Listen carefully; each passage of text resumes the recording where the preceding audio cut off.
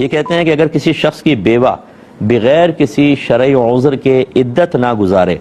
تو کیا حکم شرع ہوگا؟ کیا اس سے مردے کو اذیت اور تکلیف ہوتی ہے؟ دیکھیں، پہلی بات تو یہ کہ عورت کی عدت قرآن پاک سے ثابت ہے اور بالکل واضح طور پہ ثابت ہے، لہٰذا اس کو عدت گزارنا واجب ہے، نہیں گزارے گی تو گناہ گار ہوگی۔ اور اتنی دلیری کے ساتھ کہ اگر معاذ اللہ ثم معاذ اللہ وہ حلال سمجھے کہ میرے لیے بالکل حلال ہے تو کفر کا خوف بھی ہو سکتا ہے، لہٰذا ہماری بہنیں یہ عدت گزاریں۔ اچھا، بعض کہتے ہیں ہماری والدہ 80 سال کی ہیں تو کیا اب بھی عدت گزاریں گی؟ جی بالکل، قرآن پاک نے بیوہ کے لیے یا مطلقہ کے لیے کوئی کنڈیشن نہیں رکھی، چاہے وہ کسی بھی ایج کی ہوں گی، انہیں بہرحال عدت گزارنی ہی ہوگی۔ اب اگر بغیر شرعی عذر کے نہیں گزاریں گی تو وہی میں نے بتایا، یا تو گناہ گار ہوں گی، اور اگر دلیری کے ساتھ شریعت کا مذاق اڑاتی نظر آئیں تو اسلام سے خارج بھی ہو سکتی ہیں۔ اب میت کو اس کی وجہ سے اذیت ہوگی کہ نہیں ہوگی، اس میں دو صورتیں ہوتی ہیں۔ اگر تو شخص نے خود یہ کہہ کر گیا تھا تو میری عدت مت کرنا، میں تمہیں اجازت دیتا ہوں، پہلی بات تو یہ کہ آپ کو کس نے کہا تھا، یہ کس نے آپ کو اتھارٹی دے دی کہ آپ اجازت دیں گے نہیں دیں گے،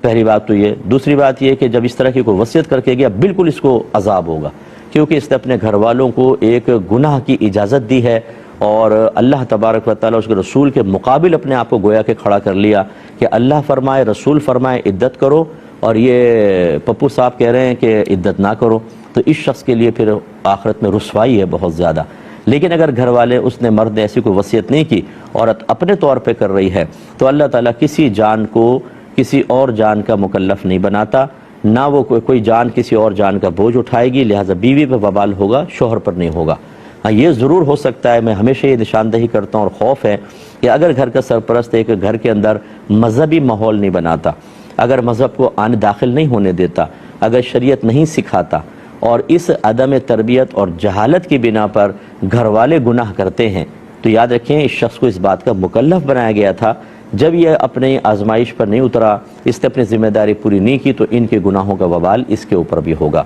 یا ایھا الذین آمنوا قوا انفسکم واہلکم نارا وقودھا الناس والحجارہ، اے ایمان والو، اپنے گھر والوں، اپنے آپ کو اور اپنے گھر والوں کو جہنم کی اس آگ سے بچاؤ جس کا ایندھن آدمی اور پتھر ہیں۔ تو علماء نے واضح طور پہ لکھا، گھر والوں کو جہنم کی آگ سے بچانے کا مطلب یہ ہے کہ ان کو علم دین سکھائیں، نیکی کا حکم کریں، برائی سے روکیں، فضولیات سے بچائیں، حرام کاموں سے بچائیں، اپنے آپ کو اچھا رول ماڈل بنا کر دکھائیں تاکہ بیوی بچے آپ سے سیکھ کر دین پر اور شریعت پر استقامت حاصل کریں۔ جو اس بات کو نہیں مانے گا، جو قرآن پاک کی تعلیمات کو معمولی سمجھے گا، تو پھر یہ حدیث میں بار بار ذکر کرتا ہوں، ذہن میں رکھیں، سرکار نے فرمایا کلکم راعٍ وکلکم مسئول عن رعیتہ، تم میں سے ہر شخص نگہبان ہے، ہر شخص سے اس کے ماتحت کے بارے میں سوال ہوگا۔ پھر سرکار نے فرمایا مرد سے اس کے بیوی بچوں کے بارے میں کویسچن ہوگا، عورت سے شوہر کے گھر اور بچوں کے بارے میں کویسچن ہوگا، کھڑا کر دیا جائے گا اور اللہ تعالیٰ پوچھے گا بتاؤ گھر والوں کو علم سکھایا تھا،